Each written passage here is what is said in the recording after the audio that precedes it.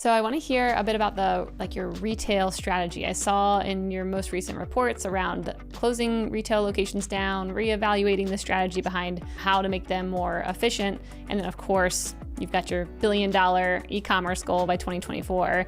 So I want to hear what does that look like behind the scenes when thinking about retail? Because I hear such mixed opinions on the show. Half the people are super bullish on retail, especially some of these D2C companies where they kind of grew up in this world of relying on Facebook ads and digital ads and then saying, oh, wow, now retail, it's a really good time to get in and have access to that customer in a way that they never really had. Versus other brands are like, we're going to pull back a bit and actually lean more into commerce. What is your guys' view on the future of retail? When you say retail and you mean stores, and when you say commerce, you mean e-commerce. Okay, great. Just I'm sure I'm answering correctly. So I am bullish on both of those things. And when I think about our role as the e-commerce team, I don't know what the exact percentage is, but 85% of our customers are likely shopping our site and then ultimately are going to convert in a brick and mortar location. And a big, huge part of our job is to give you this amazing experience so that when you go to the store, you're predisposed to buy something because you love it already and you know what you want. We don't succeed if we're just stores. We do not succeed if we're just e-commerce. Not only do we have to have both, but they have to work beautifully together. So if you look at our overall digital strategy, we do have this idea of seamless omnichannel execution, which everybody says, but what it means to us is, I think, two different things. One, obviously, you have to have the whole buy online, pick up in store experience. We've released over the last month some significant enhancements to that so that you can now shop your favorite store very specifically from wherever you are. So you can just filter our whole web experience by your favorite store location. You can then filter at the size level. And basically, you're shopping really effectively from your couch or a coffee shop or wherever you may be. And now we have availability messaging on our site too, so that even if you're just browsing, you're going to know what's available in the store nearest you or what you've identified as your favorite store. We think those are awesome enhancements in terms of giving our customer just options. How do you want to shop today? Sometimes you might buy online, sometimes you might buy in store. We're just going to make it super easy for you no matter what, and ideally not make you think too much about it. So we do feel like that's a big component of omnichannel, and the other is just mobile in general. How hard can we make mobile work when you're in our store? So we love our mobile app. It's been growing, and because it's where our most loyal customers shop, it grows faster than our base e-commerce business does. We're really proud of that, but we want to keep pushing the envelope in terms of how you use that as part of your in-store experience. Barcode scanning so you can see ratings and reviews or how a product fits or get real close up on the fabric. All of our product pages have outfitting and user-generated content. So this is sort of my ideal experience is I've walked into a store, I find an item I love, and I'm like, oh, I'm not exactly sure how I'd outfit that. So I pull out my phone, I barcode scan it, and up comes that product page. And right there, I see 6 photos of influencers and or customers and how they outfitted that. And then I can scroll down and I see through another offering that we have 3 different outfits and how it's being worn and how I might style it. And then I'm like, oh, now I feel like I can wear it because I saw this other person wearing it. I know how to outfit it and I have a couple of those things at home, or I'm going to get those while I'm in the store here too. That's the perfect scenario. Suddenly I had more confidence in purchasing. And I think that to me is where we are now from an omnichannel perspective. And we want to just keep pushing that.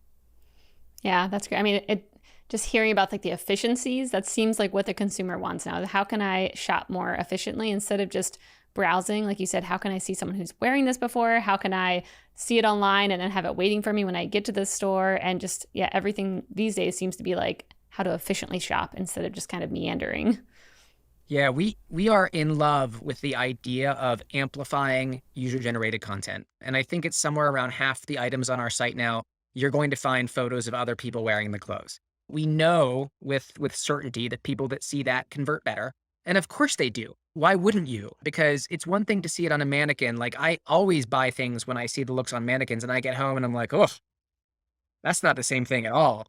And when I see other people who may be, I'm vertically challenged, I'm a little shorter than the average guy. So I can see somebody like me wearing the same suit. I'll be like, okay, that will work. That is going to look good on me instead of just seeing it in an environment where it's only one way. So the more inclusive we can be, the more alternate sizes we can show. We have an initiative right now where In women's specifically, we're going to test it in men's too, in our most fit critical categories. So dresses, denim, dress pants, showing multiple model sizes so that you can see a variety of body types and how something might fit. Again, why do we do that? It goes back to the brand mission about creating confidence, because then you're going to be more confident in ultimately buying it and knowing you're going to look good in it.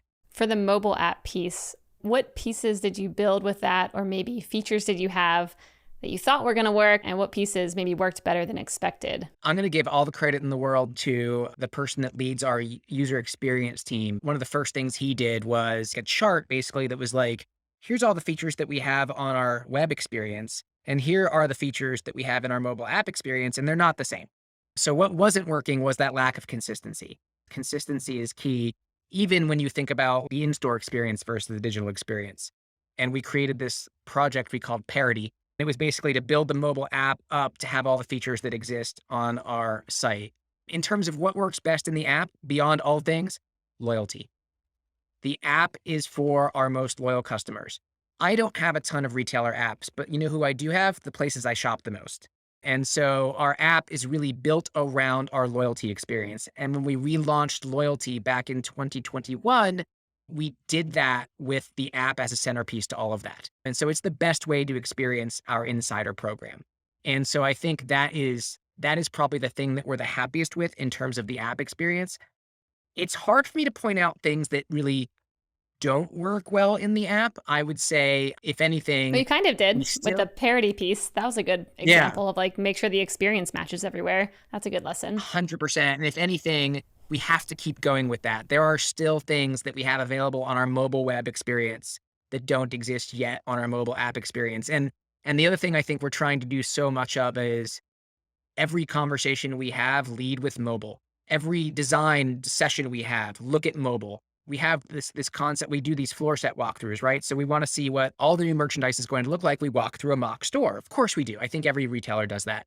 We do the same thing digitally. And so we will look at what does all the creative, we have a very brilliant creative team, and like, what did they create for this new launch? What does it look like? It's always one of my favorite meetings because you get to see a whole lot of new creative all at once. But our digital walkthroughs now are all done on our phones. So literally they'll send out a link and you'll sit there looking at it on your phone while we're, typically we're on a Zoom. We've really come a long way in terms of making sure everything is mobile first in our approach. It's over 80% of our traffic now is mobile, if you combine the app and our mobile web experience. It doesn't mean that we don't think about desktop, because desktop's still a major conversion vehicle, but it's a battle every day to make sure when you're looking at something that you're thinking about the mobile form factor first. Yeah, I love the idea of doing that internally. I mean, I'm sure other brands do that as well, but that is a really unique piece to be like, you're going to look at it on the phone, don't get on desktop, see what the product looks like on there, see if you resonate with it on a small screen. Seems like a good way to instill that mindset throughout the entire company. Yeah, and I will say I'm at the place now where I like our mobile experiences better. I think I just am more used to them at this point. And I look at a lot of websites and I feel like you can tell that they did it mobile first and desktop maybe doesn't look quite as clean, and that's okay. I don't think it ever obviously gets to 100% because people will always be shopping in the office, but I think mobile has got to get into the high 80s or 90s soon. Hey, thanks for watching. This segment was made possible by our friends at Salesforce Commerce Cloud.